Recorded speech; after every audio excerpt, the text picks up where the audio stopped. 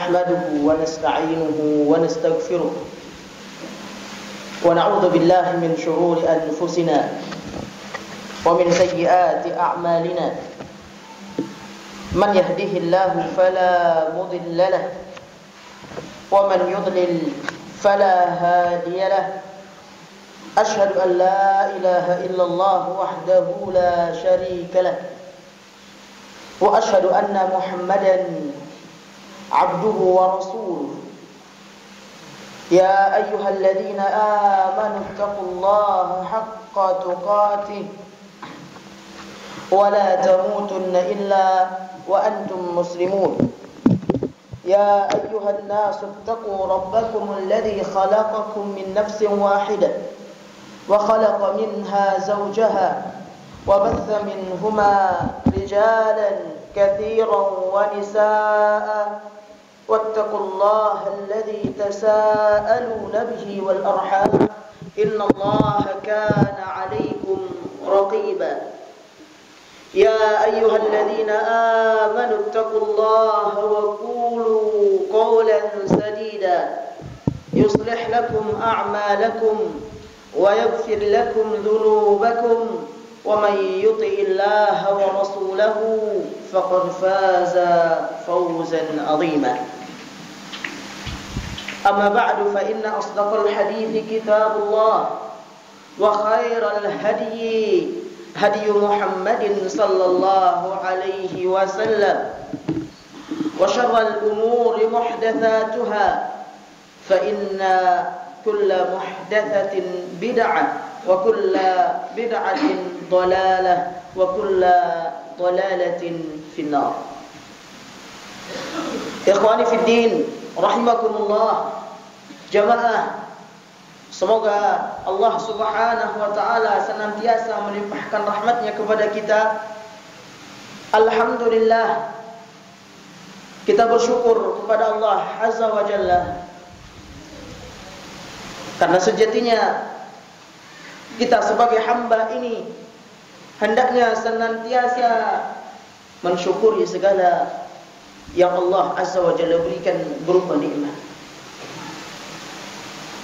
Alhamdulillah, kita lafazkan sebagai bentuk pujian kita kepada Allah Azza wa Jalla, karena sejatinya Dialah Rabbul Alamin, pencipta alam semesta ini, yang layak dan yang pantas untuk dipuja dan dipuji, yang layak untuk mendapatkan segala macam bentuk pujian Allah Azza wa Jalla. Alhamdulillah, kita bersyukur kepada Allah Azza wa Jalla yang telah mengutus seorang Rasul kepada kita, Rasul yang mulia, Rasul yang mengajarkan kepada umatnya Islam, yang menanamkan ke dalam dada umatnya iman kepada Rabbnya, kepada Sang Pencipta alam semesta ini, iman kepada negeri akhirat, yang dimana Nabi kita alaihi salatu wassalam senantiasa gigih berjuang dalam menyampaikan risalah Islam ini, yang dimana Nabi kita alaihi salatu wassalam senantiasa merindukan umatnya, menunjukkan cintanya beliau sallallahu alaihi wasallam kepada kita sebagai umatnya ini. Maka pantaslah beliau mendapatkan salawat serta salam dari kita umatnya, yakni Nabi kita Muhammad sallallahu alaihi wasallam. Oleh karenanya, marilah kita senantiasa bersolawat dan bertaslim kepada beliau alaihi salatu wassalam. Allahumma salli wa sallim wa barik alaihi. Ikhwani fi din, rahimakumullah. Melanjutkan pembahasan kita dengan kitab Syarah Arba'in An-Nawawi yang disyarah oleh Asy-Syaikh Muhammad bin Shalih Al-Utsaimin rahimahullahu taala, di mana kita masih dengan hadis yang ke-35, hadis yang Rasul sallallahu alaihi wasallam mengajarkan kepada kita larangan-larangan yang tidak boleh untuk kita dekati dan kita kerjakan. Dalam hadis tersebut, Nabi alaihi salatu wasalam melarang kita dari hasad, melarang kita saling tipu menipu, melarang kita saling benci, melarang kita saling tadabur, saling membelakangi. Kemudian juga Rasul sallallahu alaihi wasallam menyebutkan dalam hadis ini, hadis yang dikeluarkan oleh Imam Muslim ini, beliau bersabda, "Wala yabi ba'dukum ala bai'i ba'din." Dan jangan sekali-kali salah seorang di antara kalian ia menjual atas apa yang dijual oleh saudaranya. Ia menjual atas apa yang dijual oleh saudaranya.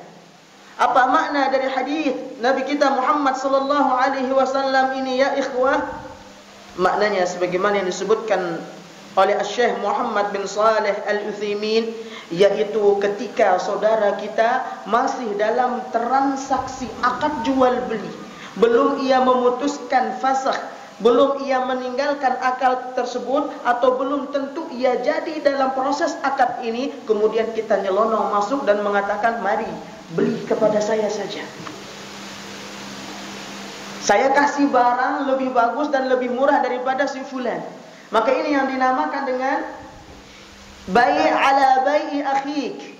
Jual beli di atas jualan saudara kita, menjual di atas jualan saudara kita, yaitu akad transaksi yang masih sedang berlangsung, kemudian kita datang nyelonong, nyerobot dan mengacaukan transaksi yang sedang berlangsung ini dengan mengatakan misalnya tadi, yaitu beli kepada saya kasih Anda lebih murah dan mutunya jauh lebih bagus.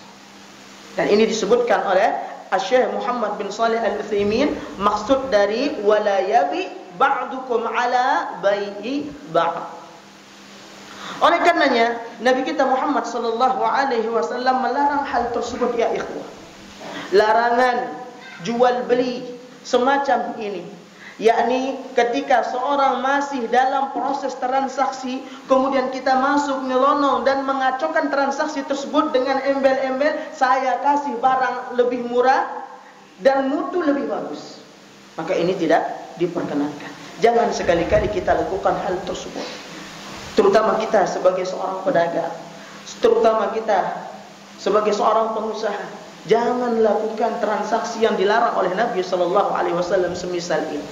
Ketika saudara kita masih dalam proses transaksi, biarkan ia selesaikan dulu prosesnya sampai ia sudah tidak lagi ada kaitan dengan transaksi yang pertama tadi, baru kita boleh masuk untuk menawarkan barang kita. Jangan ketika masih dalam proses transaksi kita masuk tawarkan barang kita, maka ini yang disebut dengan apa? Bai' ala bai'i akhi. Dan ini dilarang di dalam Islam. Kemudian ikhwani fi din rahimakumullah, Rasul sallallahu alaihi wasallam setelah menyebutkan larangan tersebut, beliau memerintahkan kita sebagai umatnya untuk apa? Wa kunu ibadallahi ikhwana. Jadilah kalian hamba-hamba Allah Subhanahu wa taala yang bersaudara. Ditekankan oleh Nabi sallallahu alaihi wasallam ukhuwah imaniyah. Ukhuwah di atas iman. Ukhuwah, persaudaraan di atas keimanan, yang dimana persaudaraan ini didasari atas iman kita kepada Allah Azza wa Jalla, iman kita kepada Nabi-Nya Muhammad sallallahu alaihi wasallam, iman kita kepada rukun-rukun iman yang lainnya. Oleh karenanya Nabi sallallahu alaihi wasallam menyebutkan wa kunu ibadallahi ikhwana. Jadilah kalian hamba-hamba Allah Subhanahu wa taala yang senantiasa bersaudara. Jadilah kalian hamba-hamba Allah Azza wa Jalla yang bersaudara. Maka di sini ketika Nabi kita alaihi salatu wasalam menyebutkan jadilah kalian hamba Allah Azza wa Jalla yang bersaudara, ini merupakan perintah dan pesan yang sangat berharga dari beliau sallallahu alaihi wasallam. Yaitu apa? Beliau memerintahkan kita untuk senantiasa bersatu. bersatu di atas Al-Quran, bersatu di atas sunnah beliau sallallahu alaihi wasallam. Oleh karenanya Allah Azza wa Jalla juga menegaskan, wa'tasimu bihablillahi jami'an wa la tafarraqu. Berpegang teguhlah kalian, bersatulah kalian di atas tali agama Allah, wa la tafarraqu, dan jangan kalian saling bercerai-berai. Allah Azza wa Jalla perintahkan kita bersatu di atas tali agamanya, yaitu bersatu di atas Al-Quran yang diturunkan oleh Allah Azza wa Jalla sebagai mukjizat kepada Nabi-Nya Muhammad sallallahu alaihi wasallam, mukjizat terbesar yang masih sampai saat ini bisa kita rasakan betapa agungnya mukjizat tersebut. Dan juga Allah Azza wa Jalla perintahkan kita bersatu di atas sunnah Nabi-Nya Muhammad sallallahu alaihi wasallam, dikarenakan Al-Quran dan sunnah adalah merupakan wahyu dari Allah tabaraka wa ta'ala. Maka ikhwani fiddin rahimakumullah, ketika Nabi kita Muhammad sallallahu alaihi wasallam memerintahkan kita wa kunu ibadallahi ikhwana, ini adalah pesan yang begitu berharga, pesan yang begitu dalam, pesan yang membawa kepada perdamaian. Maka kita perhatikan dan mari kita jaga ukhuwah kita, persaudaraan kita sesama kaum muslimin. Jangan sampai ketika kita beda atau berbeda kelompok, di situ kita jadikan permusuhan yang mendasar. Jangan sampai ketika kita beda pilihan, kita menjadikan beda pilihan ini sebagai musuh, menjadi celah untuk bermusuhan dengan orang yang beda pilihan yang lainnya, dengan yang lainnya. Tidak demikian yang diinginkan oleh Islam, tidak demikian yang diinginkan oleh Nabi sallallahu alaihi wasallam, sehingga beliau berpesan wa kunu ibadallahi ikhwana, jadilah kalian hamba-hamba Allah Azza wa Jalla yang senantiasa bersaudara. Kita bersaudara semua. Dan ketika kita disebutkan oleh Nabi sallallahu alaihi wasallam sebagai hamba-hamba Allah yang bersaudara, maka perlu kiranya kita mengetahui adab, bagaimana adab kita kepada saudara seiman kita, bagaimana adab kita kepada saudara seislam kita. Oleh karenanya di antara adab tersebut yang diajarkan oleh Nabi sallallahu alaihi wasallam adalah la yu'minu ahadukum hatta yuhibba li akhihi ma yuhibbu li nafsihi. Dalam hadis yang dikeluarkan oleh Imam Muslim, Nabi sallallahu alaihi wasallam menyebutkan, belum sempurna keimanan salah seorang di antara kalian sampai ia mencintai saudaranya sendiri sebagaimana ia mencintai dirinya sendiri. Sampai ia mencintai saudara seimannya sendiri, saudara seislamnya sebagaimana ia mencintai dirinya sendiri. Maka barulah dikatakan kita mendapatkan keimanan yang sempurna sebagaimana disebutkan oleh Nabi sallallahu alaihi wasallam dalam hadis ini. Maka ikhwani fiddin rahimakumullah, adab dan akhlak inilah sejatinya yang ingin ditanamkan oleh Nabi sallallahu alaihi wasallam dalam hadis ini. Bagaimana kita beradab, bagaimana kita berakhlak. Maka di antara adab kita adalah kita menjaga persaudaraan antar kaum muslimin. Menjaga jangan sampai terjadi perpecahan. Jangan sampai gara-gara beda kelompok kita berpecah. Tidak ya ikhwan. Bukan ini yang diinginkan oleh Nabi sallallahu alaihi wasallam. Silahkan Anda berkelompok, silahkan, itu hak Anda. Tapi jangan jadikan berbeda kelompok ini sebagai apa? Perpecahan di tengah-tengah kaum muslimin. Ketika berbeda dengan kelompoknya, tidak mau tegur sapa, tidak mau ucapkan salam. Tidak demikian sunnah Nabi sallallahu alaihi wasallam. Silahkan Anda mau berorganisasi, itu hak Anda berorganisasi, silahkan. Tapi jangan sampai ketika ada orang yang di luar organisasi Anda, di luar kelompok Anda, kemudian Anda jadikan sebagai musuh. Dan ini tidak diinginkan oleh Nabi sallallahu alaihi wasallam, sehingga beliau berpesan wa kunu ibadallahi ikhwana, jadilah kalian hamba-hamba Allah yang bersaudara. Bagaimana persaudaraan yang diinginkan oleh Nabi sallallahu alaihi wasallam? Persaudaraan sebagaimana yang kita mencintai diri kita sendiri, begitulah kita mencintai saudara kita sendiri. Kita bayangkan, sampai demikian diistilahkan oleh Nabi sallallahu alaihi wasallam. La yu'minu ahadukum hatta yuhibba li akhihi ma yuhibbu li nafsihi.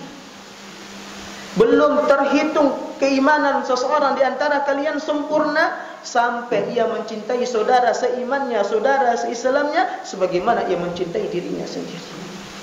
Kita cinta diri kita. Kita tidak inginkan diri kita sakit karena saking cintanya kita pada diri kita. Bahkan kadang ada orang yang tidak mau terlihat tua saking cintanya pada dirinya sendiri. Lantas demikianlah sejatinya kita diajarkan oleh Nabi SAW untuk mencintai saudara kita seiman dan seislam. Maka ikhwani fiddin rahimakumullah, jaga persatuan ukhuwah Islamiyah kita, ukhuwah imaniyah kita. Apapun kata orang misalnya ingin mencela antum, terserah, biarkan saja. Jangan sampai ketika ia mencela kita, satu celaan kita membalas dengan 10 celaan, kemudian akan menimbulkan kekacauan di tengah masyarakat, keributan di tengah masyarakat. Dan gara-gara apa yang kita lakukan ini, maka waliyadu billah, maka kita berlindung kepada Allah Azza wa Jalla semoga hal ini tidak terjadi. Semoga kita sebagai orang-orang yang diberikan oleh Allah Azza wa Jalla akhlak yang mulia, diberikan oleh Allah Subhanahu wa taala akhlak yang mulia, akhlak yang dibagikan oleh Allah Azza wa Jalla, menunjukkan Allah Azza wa Jalla istimewakan orang-orang tersebut sebagaimana yang dikatakan oleh salah seorang sahabat Nabi kita Muhammad sallallahu alaihi wasallam, Abdullah bin Mas'ud radhiyallahu taala anhu. Beliau mengatakan, "Innallaha ta'ala qasama bainakum akhlaqakum kama qasama bainakum arzaqakum." Sesungguhnya Allah Subhanahu wa taala telah membagikan kepada kalian akhlak kalian.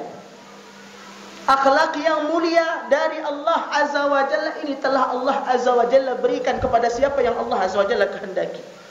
Sebagaimana Allah Azza wa Jalla juga telah bagikan rezeki kepada kalian, demikianlah Allah Azza wa Jalla membagikan akhlak kepada kalian.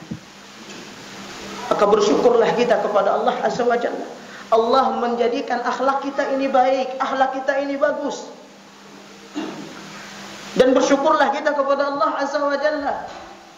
Kita ditakdirkan hidup di tengah-tengah masyarakat Islam, di tengah-tengah masyarakat yang peduli dengan agamanya, di tengah masyarakat yang peduli dengan wahyu Allah Azza wa Jalla yaitu Al-Quran dan sunnah Nabi kita Muhammad sallallahu alaihi wasallam. Maka ini patut kita syukuri ya ikhwan. Karena tidak semua orang diberikan akhlak yang mulia oleh Allah Subhanahu wa taala. Sebagaimana yang dikatakan oleh Abdullah bin Mas'ud radhiyallahu taala anhu. Kemudian Nabi sallallahu alaihi wasallam yang kita kenal, beliau adalah manusia yang paling mulia akhlaknya, manusia yang tidak ada celahnya dari segi akhlak. Seandainya kita bisa bertanya kepada orang-orang yang memusuhi Nabi sallallahu alaihi wasallam, seandainya mereka masih hidup, kita tanyakan bagaimana akhlaknya Muhammad, maka mereka pasti akan menjawab akhlaknya Muhammad sangatlah mulia. Namun mereka memusuhi Nabi sallallahu alaihi wasallam tidak dari akhlak, tidak karena akhlak Nabi sallallahu alaihi wasallam, namun karena agama yang dibawa oleh Nabi sallallahu alaihi wasallam. Karena beliau tidak ada celah dari akhlak, tidak dicela Nabi sallallahu alaihi wasallam dari segi akhlak beliau. Bahkan sebelum beliau diangkat sebagai nabi dan rasul, beliau sangat tenar, sangat viral dengan akhlak beliau. Sangat terkenal Nabi sallallahu alaihi wasallam dengan akhlaknya yang mulia, dengan kejujurannya, dengan keamanahannya. Nabi kita Muhammad sallallahu alaihi wasallam sampai beliau digelari dengan gelar Al-Amin. Maka beliau sallallahu alaihi wasallam dalam salah satu hadisnya meminta kepada Allah Azza wa Jalla agar Allah Azza wa Jalla senantiasa memperbaiki akhlaknya. Padahal akhlak beliau yang paling mulia. Lantas sejatinya kitalah yang harus saling meminta kepada Allah Azza wa Jalla agar Allah Azza wa Jalla memperbaiki akhlak kita, Apa doa Nabi sallallahu alaihi wasallam ketika meminta agar diperbaiki akhlaknya oleh Allah Azza wa Jalla, padahal akhlak beliau adalah akhlak yang paling mulia? Sebagaimana yang dikeluarkan oleh Imam Ahmad dalam hadis, Nabi sallallahu alaihi wasallam berdoa, Allahumma ahsanta khalqi fa ahsin khuluqi. Ya Allah, Engkau telah memperindah fisikku, memperindah tampangku, maka perindahlah akhlakku. Ini siapa ya ikhwan? Nabi sallallahu alaihi wasallam masih berdoa kepada Allah Azza wa Jalla.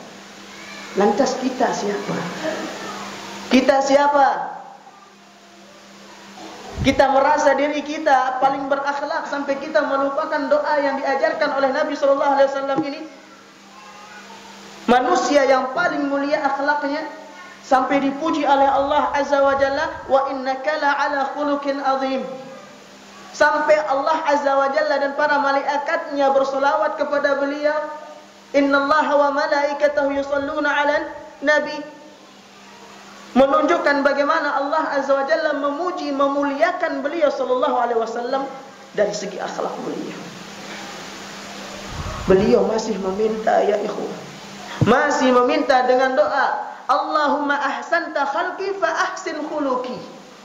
Ya Allah, Engkau telah memperindah tampangku, wajahku ini, fisikku, maka perindah pula lah akhlakku. Subhanallah. Maka di sini Nabi sallallahu alaihi wasallam ketika berpesan kepada kita, wa kunu ibadallahi ikhwana, maka mafhum mukhalafah dari hadis tersebut, saling berakhlakul karimahlah kita, sehingga dengan akhlakul karimah tersebut akan tercipta, terbentuk ukhuwah imaniyah dan ukhuwah islamiyah kita. Kemudian beliau sallallahu alaihi wasallam mengingatkan kepada kita, al-muslimu akhul muslim, la yadhlimuhu wa la yakhdhuluhu. Muslim yang satu merupakan saudara terhadap muslim yang satunya. Menunjukkan kita sebagai orang yang beriman, seorang muslim adalah bersaudara ya ikhwah. Kita semua bersaudara. Apapun kelompoknya, apapun golongannya, selama ia muslim, maka ia saudara kita. Maka perlakukanlah saudara Anda sebagaimana sepantasnya ia diperlakukan sebagai seorang saudara. Maka sekali lagi kita ingatkan, jangan karena beda kelompok kita ketika bertemu dengan saudara se-Islam kita, se-Muslim kita, seiman kita, kita saling buang muka. Tidak ya, tidak demikian yang diajarkan oleh Nabi sallallahu alaihi wasallam. Nabi sallallahu alaihi wasallam mengajarkan kita bagaimana agar hati kita ini menjadi hati yang lembut. Karena ketika kita bertemu dengan saudara kita kemudian kita buang muka, maka pasti di situ hati kita dalam keadaan keras. Berbeda dengan hati yang lembut. Hati yang lembut ketika bertemu dengan saudara muslimnya, bertemu dengan saudara muslimnya, maka ia akan menampakkan kegembiraannya ketika berjumpa dengan saudaranya. Dan Nabi sallallahu alaihi wasallam berpesan, al-muslimu akhul muslim. Muslim yang satu dengan muslim yang lainnya sejatinya ia bersaudara.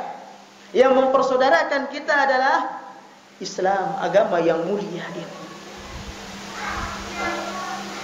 Kemudian Nabi sallallahu alaihi wasallam juga mengingatkan kita, karena kita ini adalah saudara, la yadhlimuhu wa la yakhdhuluhu. Jangan sekali-kali seorang muslim menzalimi muslim yang lainnya.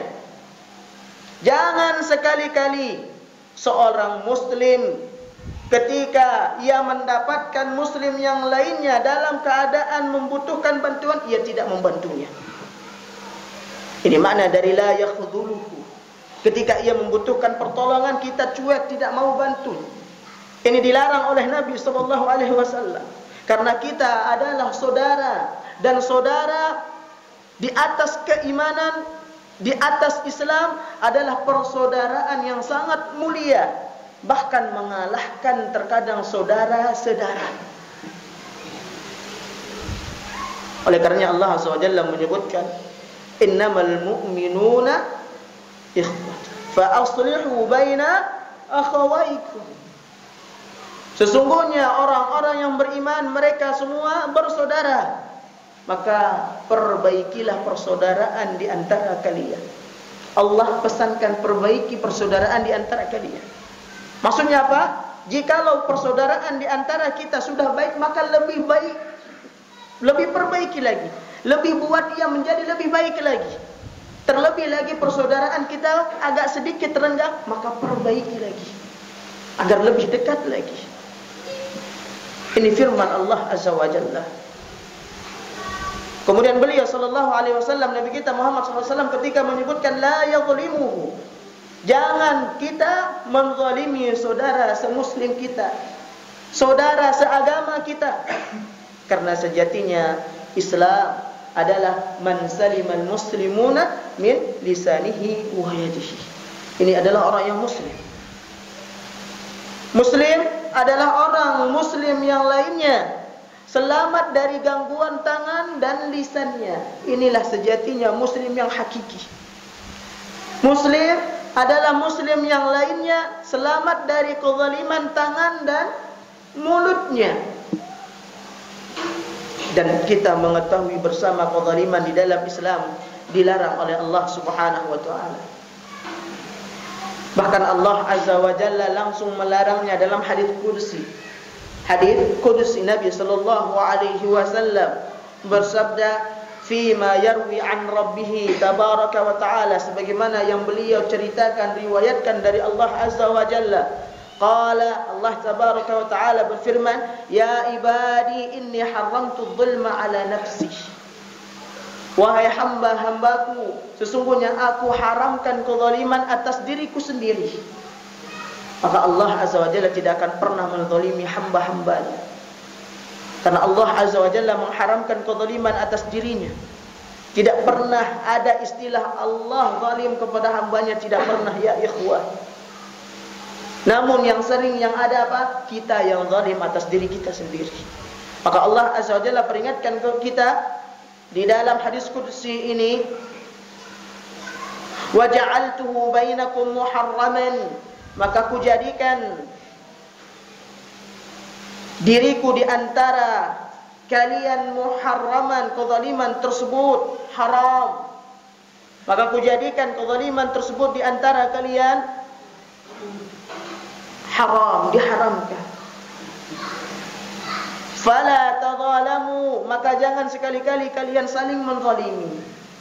Dan ini juga sebagaimana hadis Nabi sallallahu alaihi wasallam, la yadhlimuhu, jangan menzalimi saudara seiman, seislam kita. Apapun bentuknya, jikalau seandainya itu adalah akan membawa kepada kezaliman, maka jangan lakukan. Ingat, kezaliman tidak hanya berupa tangan. Kezaliman dapat berupa lisan. Apalagi di zaman kita, kezaliman dapat berupa tulisan yang antum share di medsos. Ini juga bentuk apa? Kezaliman. Antum menghina fulan di medsos, meskipun bukan suara antum yang berbicara, namun tangan antum yang mengetik, ini juga masuk dalam kategori zalim. Kemudian ikhwani fiddin rahimakumullah, ketika Nabi sallallahu alaihi wasallam memperingatkan kita dari zalim ini, maka ingatlah bahwasanya kezaliman kelak merupakan kegelapan pada hari kiamat. Ini merupakan kegelapan pada hari kiamat, yang dimana semua hamba membutuhkan cahaya. Tiba-tiba kezaliman yang ia kerjakan, inilah yang menjadikan kegelapan baginya pada hari kiamat tersebut. Allah Subhanahu wa ta'ala dalam hadis qudsi tadi menjadikan kezaliman di antara kita ini haram hukumnya. Dan Nabi sallallahu alaihi wasallam juga bersabda dalam hadis yang muttafaqun alaihi, "Adz-dzulmu dzulumatun yaumal qiyamah." Kezaliman adalah kegelapan pada hari kiamat nanti. Kezaliman adalah kegelapan pada hari kiamat, yang tentu kita semua mengharapkan kepada Allah Azza wa Jalla agar di akhirat kelak kita termasuk hamba-hamba Allah Azza wa Jalla yang beruntung, hamba-hamba Allah Azza wa Jalla yang sukses, sebagaimana yang Allah Azza wa Jalla kabarkan bahwasannya hamba-hamba faman zuhziha 'anil nari wa udkhilal jannata faqad faz wa mal hayatud dunya illa mata'ul ghurur. Barang siapa yang dijauhkan dari api neraka dan dimasukkan ke dalam surga, maka sungguh ia termasuk orang yang beruntung. Inilah konsep beruntung di dalam agama kita, konsep sukses di dalam agama kita. Bukan konsep sukses yang ada dalam benak kita, dalam pikiran kita, yaitu kaya itu sukses. Tidak. Sukses dalam agama kita, sukses yang diinginkan oleh Allah Azza wa Jalla adalah sukses di negeri akhirat kelak. Sukses ketika Allah Azza wa Jalla memasukkan kita ke dalam surganya. Sukses ketika Allah Azza wa Jalla menjauhkan kita dari api neraka, sebagaimana firman-Nya yang kita sebutkan tadi. Maka ikhwani fiddin rahimakumullah, jauhilah kezaliman, karena kezaliman ini tidaklah mendatangkan kebaikan sedikit pun, namun sejatinya ia hanya mendatangkan keburukan. Maka dalam hadis yang lain Nabi sallallahu alaihi wasallam, dalam hadis yang dikeluarkan oleh Imam Muslim juga menyebutkan, beliau alaihi salatu wassalam melarang kita dari kezaliman ini pula. Ittaqul zulma fa inna zulma zulumatun yawmal qiyamah wattaqus syuha fa inna syuha ahlaka man kana qablakum. Berhati-hatilah kalian dari kezaliman, jauhilah diri kalian dari kezaliman, bentengilah diri kalian dari kezaliman, karena sesungguhnya kezaliman adalah kegelapan nanti pada hari kiamat. Dan berhati-hatilah kalian dari sifat pelit. Ini disebutkan oleh Nabi sallallahu alaihi wasallam, hati-hati. Dan berhati-hatilah kalian dari sifat pelit, karena sesungguhnya sifat pelit ini merupakan kegelapan nanti pada hari kiamat. Dalam riwayat lain, fa innahu ahlaka man kana qablakum, karena sifat pelit ini membinasakan orang-orang sebelum kalian. Lihat Qarun. Kita perhatikan Qarun yang kekayaannya sampai disebutkan di dalam Al-Quran, bagaimana kunci-kunci berkas barangkasnya Qarun yang begitu banyak, bahkan tidak bisa ditopang oleh 5 orang yang kokoh badannya, membutuhkan bantuan puluhan orang yang mengangkat kunci-kunci tempat penyimpanan hartanya si Qarun ini. Namun karena sifat kikir dan pelitnya, Allah Azza wa Jalla tenggelamkan dia bersama hartanya. Oleh karenanya Nabi sallallahu alaihi wasallam sabdakan dalam hadis tersebut, mengingatkan kepada kita, wattaqus syuha fa innahu ahlaka man kana qablakum. Dan berhati-hatilah kalian dari sifat pelit, karena sesungguhnya yang membinasakan orang-orang sebelum kalian adalah pelit. Pelit terhadap diri kita, pelit terhadap anak kita, pelit terhadap tetangga kita, terlebih lagi pelit terhadap orang tua kita, waliyadzubillah. Karena dimaksudkan oleh Nabi sallallahu alaihi wasallam dalam hadis, wattaqus syuha, ini pelit secara umum. Kita pelit ketika beribadah kepada Allah Azza wa Jalla. Kita pelit menggunakan waktu lebih kita untuk ibadah kepada Allah Azza wa Jalla, maka ini masuk dalam konteks hadis Nabi sallallahu alaihi wasallam yang mulia. Kemudian beliau sallallahu alaihi wasallam mengingatkan kita, wala yakhdhuluhu wala yakdhibuhu wala yahqiruhu. Orang muslim yang satu dengan muslim yang lainnya ini bersaudara, maka jangan sekali-kali ia menzalimi saudaranya. Jangan ia cuek ketika saudaranya butuh bantuan. Ini tidak dibenarkan di dalam Islam, ya ikhwan. Ketika ada saudara kita membutuhkan bantuan, kita bantu semampu kita. Kita tidak mampu membantu dengan materi, kita bantu dengan tenaga, tidak mampu dengan tenaga kita bantu dengan ide-ide yang kita miliki atau pikiran yang ada. Jangan sampai kita membiarkan saudara kita terlantar. Jangan sampai kita membiarkan saudara kita kelaparan atau bahkan waliyadzubillah mati kelaparan. Jangan sampai ya ikhwan. Karena Nabi SAW sebutkan wala yakhdhuruhu. Jangan sekali-kali muslim yang satu terhadap muslim yang lainnya ia berlaku cuek, tidak memperhatikan saudaranya. Dan beliau SAW juga menyebutkan wala yakdzibuhu. Jangan ia membohongi saudaranya. Ini tidak boleh. Biasanya membohongi saudara ini paketannya satu dengan apa? Dengan penipuan. Membohongi ini beda tipis dengan penipuan. Karena tidaklah suatu penipuan karena ujungnya di sana. Karena tidaklah penipuan ini ada melainkan asalnya dari apa? Bohong. Dan Nabi SAW melarang. Jangankan menipu, membohongi saudara kita saja dilarang. Sebelum terjadinya penipuan tersebut, bohong yang awal dari penipuan ini dilarang oleh Nabi SAW. Apalagi sampai menipu saudara kita sendiri ya ikhwan. Ini tidak dibenarkan di dalam Islam. Wala yahqiruhu, dan jangan ia menghina saudaranya, jangan ia mengolok, mencaci maki saudaranya dengan perkataan-perkataan yang kotor, dengan perkataan-perkataan yang tidak layak, yang tidak pantas disematkan kepada seorang muslim. Maka jangan sekali-kali kita lakukan hal tersebut ya ikhwan. Karena Nabi kita Muhammad SAW juga melarang kita dari sifat tersebut ya ikhwan. Beliau alaihi salatu wassalam dalam hadis yang dikeluarkan oleh Imam Muslim bersabda, sibabul muslim fusuq wa qitaluhu kufur.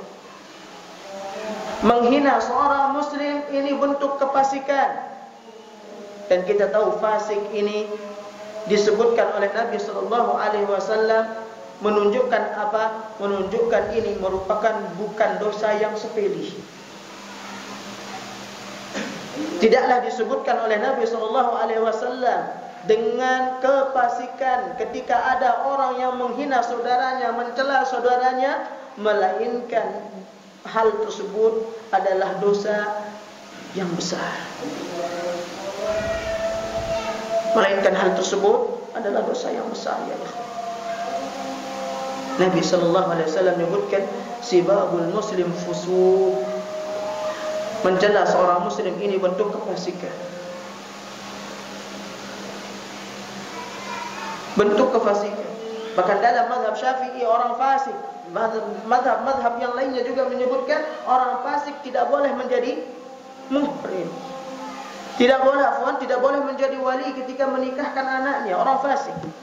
Saking apa? Saking diketahuinya orang tersebut sering mengerjakan dosa-dosa dan maksiat, terutama dosa-dosa yang besar, sehingga ia menjadi orang yang fasik. Dan ketika fasik ini ia tidak diperkenankan di dalam mazhab Syafi'i, yakni menjadi seorang wali. Ikhwani fi din rahimakumullah, insyaallah kita lanjutkan pembahasan kita ba'dal adzan. Maka kami persilahkan adzan terlebih dahulu.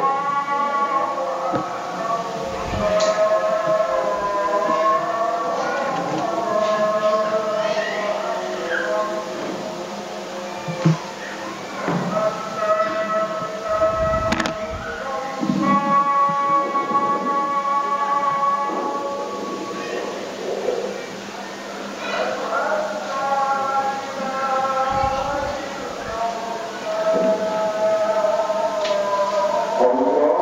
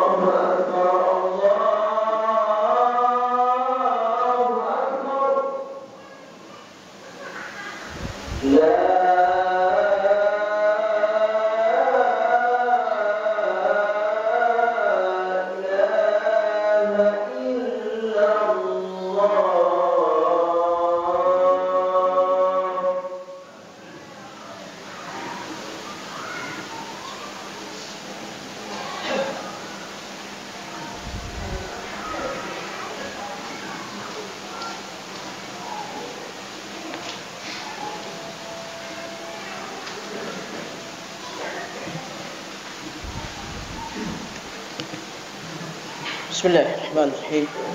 Ikhwani fi din, rahimakumullah. Kemudian Nabi kita Muhammad sallallahu alaihi wasallam menyebutkan wala yahqiruhu, larangan yang beliau sallallahu alaihi wasallam melarang kita untuk menghina saudara kita, saudara seiman kita, saudara seagama kita. Dan setelah beliau menyebutkan hal tersebut, beliau sallallahu alaihi wasallam bersabda kembali, at-taqwa hahuna, takwa itu di sini. Beliau mengulangi kalimatnya, at-taqwa hahuna, at-taqwa hahuna sebanyak 3 kali. Sambil beliau sallallahu alaihi wasallam mengisyaratkan kepada hati beliau, dada beliau, menunjukkan takwa itu di sini. Takwa itu di sini, di hati. Dan terkait dengan takwa ini ya ikhwah, Allah Azza wa Jalla di dalam banyak ayatnya sering memerintahkan kita untuk bertakwa kepadanya. Di antaranya adalah khutbatul hajah yang telah kita bacakan. Di awal tadi Allah Azza wa Jalla berfirman, ya ayyuhalladzina amanu taqullah. Wahai orang-orang yang beriman, bertakwalah kepada Allah Azza wa Jalla haqqa tuqatih, dengan sebenar-benar takwa. Yang Allah Azza wa Jalla inginkan ketakwaan yang benar-benar takwa. Bukan takwa hanya sebatas lisan. Bukan takwa hanya sebatas penglihatan manusia. Di depan mata manusia, Masya Allah, kita menjadikan diri kita seakan-akan orang yang paling takwa di depan mereka. Namun ketika terlewat dari mata mereka, kita memposisikan diri kita adalah afjarun nas, manusia yang paling fajir, manusia yang paling hina karena maksiat yang kita lakukan kepada Allah Azza wa Jalla. Maka Allah Azza wa Jalla inginkan haqqa tuqatih, perintahkan kita bertakwa dengan sebenar-benar takwa dimanapun kita berada, baik kita terlihat oleh mata manusia maupun tidak, kita tetap bertakwa kepada Rabb kita Allah Azza wa Jalla. Bahkan ya ikhwah, takwa dalam keadaan menyendiri ini jauh lebih susah daripada takwa dalam keadaan ramai seperti ini. Takwa, kita memegang takwa dalam keadaan menyendiri jauh lebih susah daripada takwa dalam keadaan ramai seperti sekarang ini. Karena kesempatan untuk bermaksiat kepada Allah Azza wa Jalla ketika menyendiri ini sangatlah besar. Apalagi zaman sekarang ini. Siapa yang tahu antum ketika menyendiri dalam kamar buka HP? Siapa yang tahu antum buka apa? Tidak ada yang tahu kecuali Allah Azza wa Jalla. Tidak ada yang tahu antum buka apa di HP antum, isinya apa, film apa yang antum putar di HP antum. Tidak ada yang tahu kecuali antum. Ba'da Allah subhanahu wa ta'ala. Maka ikhwani fiddin rahimakumullah, Nabi SAW mengingatkan kita at-taqwa hahuna, takwa itu di sini. Kenapa beliau menyebutkan takwa itu di sini, bukan di lisan dan bukan di perbuatan? Karena inilah sejatinya miftahnya, kunci. Ketika ini sudah dipegang, ketika ini ketakwaan itu sudah berada di sini, maka apa yang keluar dari lisan akan senantiasa dalam koridor takwa. Apa yang bergerak dari anggota badan kita ini juga akan senantiasa dalam koridor takwa. Maksudnya apa? Tidak bermaksiat kepada Allah Azza wa Jalla. Bahkan para ulama menyebutkan takwa tersebut sebagaimana Ali bin Abi Thalib dan sahabat-sahabat yang lainnya.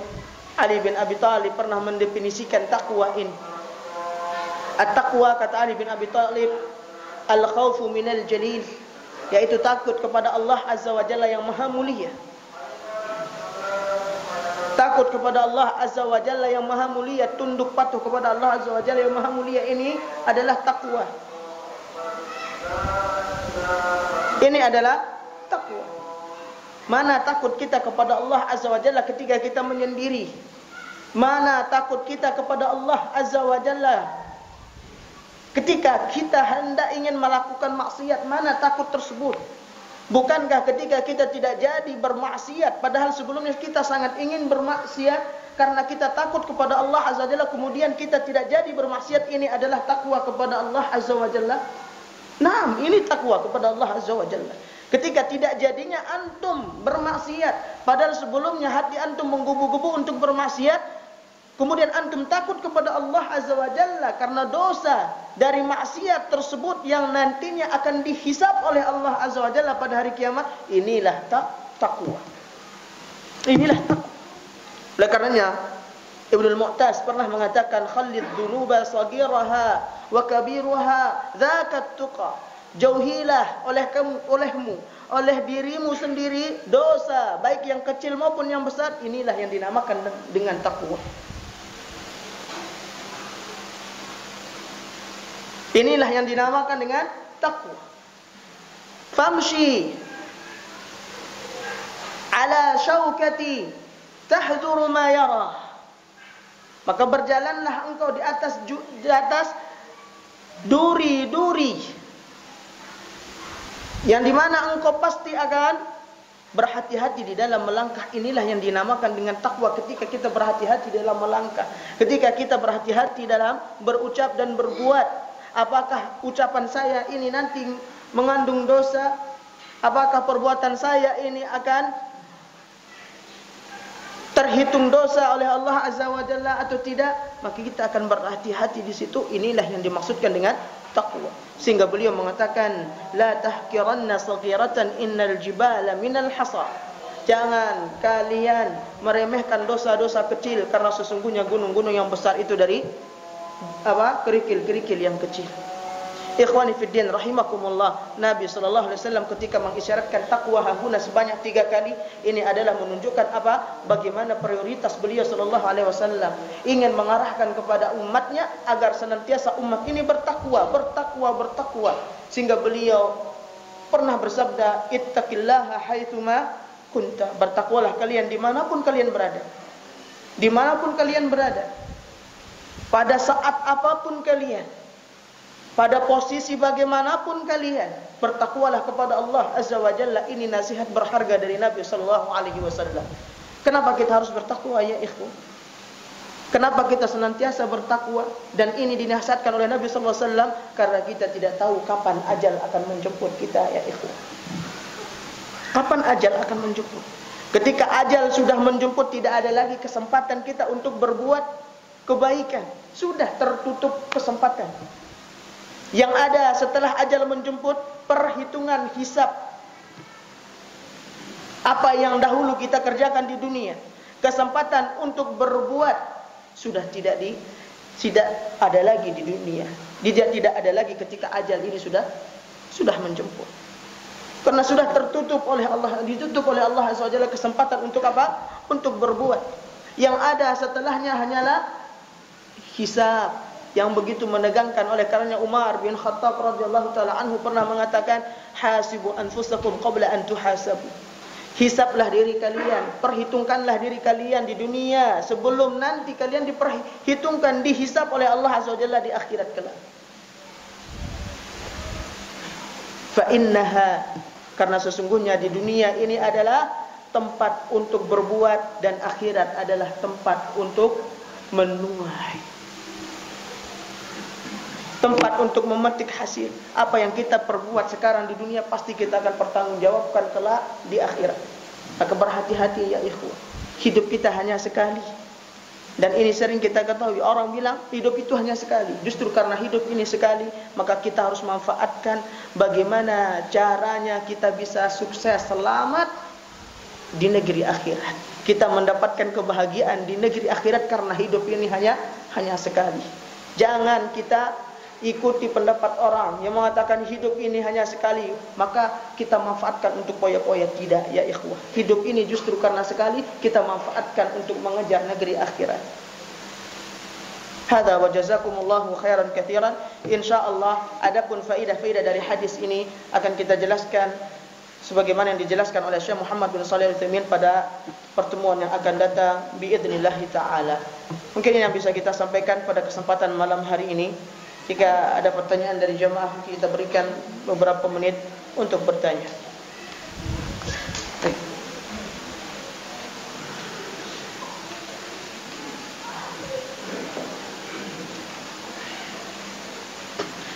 Nah, di sini ada beberapa pertanyaan.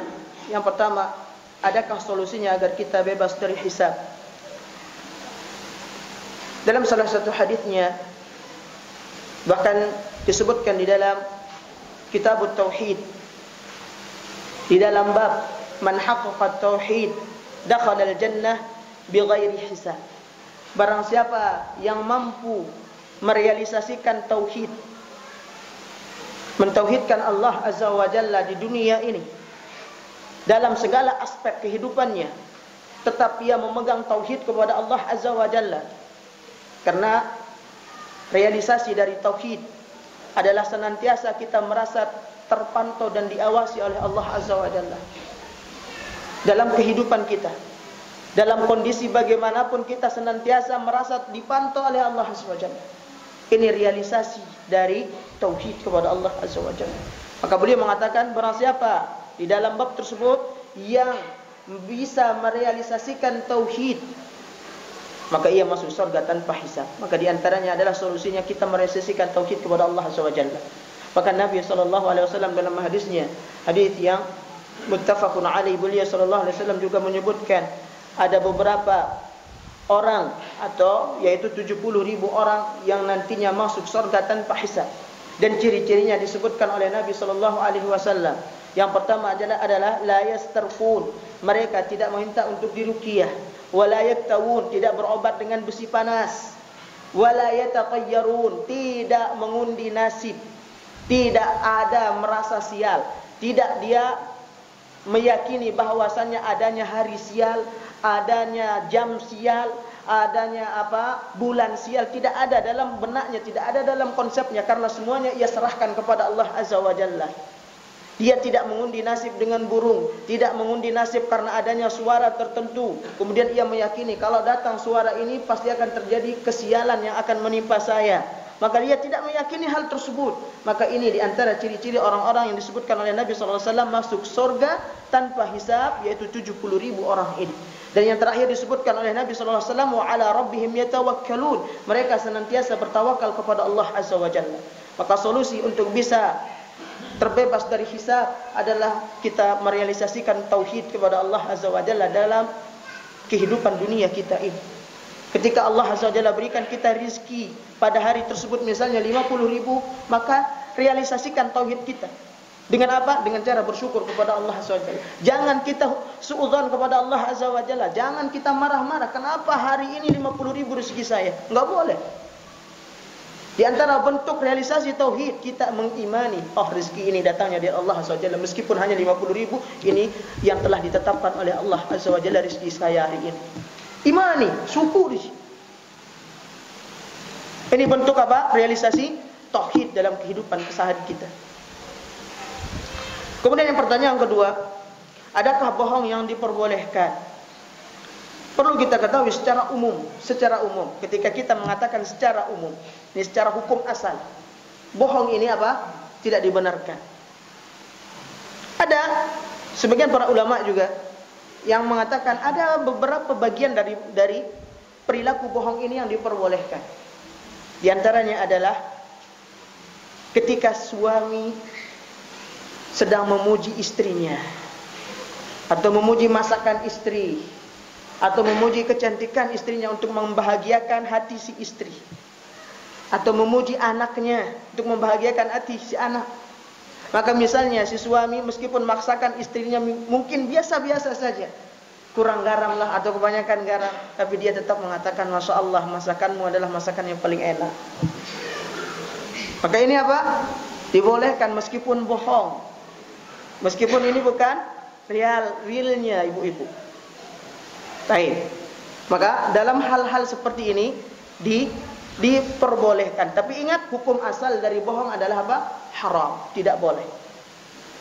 Namun dalam hal ini untuk menyenangkan hati istri antum, maka ada jalannya, maka diperbolehkan. Yang ketiga, apakah boleh membalas kezaliman dengan kezaliman? Jika kita ditanya dengan boleh tidaknya, maka boleh. Boleh. Allah Azza wa Jalla sebutkan, wa jazaa'u sayyi'atin sayyi'atun mithluha. Balasan keburukan adalah keburukan yang setimpal. Maksudnya apa? Boleh membalas. Tapi apakah layak seorang mukmin melakukan hal tersebut? Apakah pantas kita balas kezaliman dengan kezaliman? Apakah pantas seorang mukmin ketika ia mengetahui bahwasanya kezaliman yang ia dizalimi di dunia, nantinya kezaliman tersebut akan membahagiakan dirinya? Maksudnya apa? Dia mendapatkan pahala dari orang yang menzaliminya. Dalam hadis Nabi SAW yang menyebutkan, atadruna manil muflis? Tahukah kalian orang yang muflis, orang yang rugi? Para sahabat mengatakan, orang yang rugi itu ya Rasulullah yang enggak ada hartanya, yang enggak ada punya apa-apa sama sekali. Tapi Nabi SAW menyatakan, tidak demikian yang rugi. Yang rugi adalah orang yang datang dengan pahala salat, pahala puasa, pahala sedekah bergunung-gunung. Namun dahulu di dunia ia mencela si fulan, dahulu di dunia ia menipu si fulan, ia menzalimi si fulan, kemudian pahala-pahala tersebut dibagikan kepada fulan yang pernah ia zalimi di dunia. Maka jika antum dizalimi, antum dicela, Masya Allah, harusnya antum bersyukur kepada Allah Azza wa Jalla. Bersyukur kenapa? bersyukur karena ada nanti saham antum. Ada saham kita nanti di akhirat. Ada saham kita, jangan balas. Bagusnya apa? Jangan dibalas. Sudah, biarkan sudah. Apapun kata orang, antum dizalimi, biarkan sudah. Yang penting nanti kita di akhirat bahagia. Apa artinya kita balas di dunia hanya mengikuti hawa nafsu, misalnya membalasnya bahkan lebih dari apa yang dia lakukan, kezaliman yang dilakukan kita balas, maka kita juga ikut zalim nanti. Mending nanti perhitungan hisab di hadapan Allah Azza wa Jalla, ini yang lebih utama, kita mendapatkan pahala atas kezaliman yang ia lakukan kepada kita. Demikian ibu-ibu dan akhwat yang kami muliakan, maka pada kesempatan ini yang bisa kami sampaikan, dan semoga apa yang kami sampaikan ini bermanfaat untuk kita semua dan bisa kita amalkan dalam keseharian kita, karena sejatinya kita hidup untuk mengejar akhirat dan kita manfaatkan untuk mengejar negeri akhirat. Hada wa jazakumullahu khairan katsiran. Subhanakallahumma wa bihamdika asyhadu an la ilaha illa anta astaghfiruka wa atubu ilaik. Assalamualaikum warahmatullahi wabarakatuh.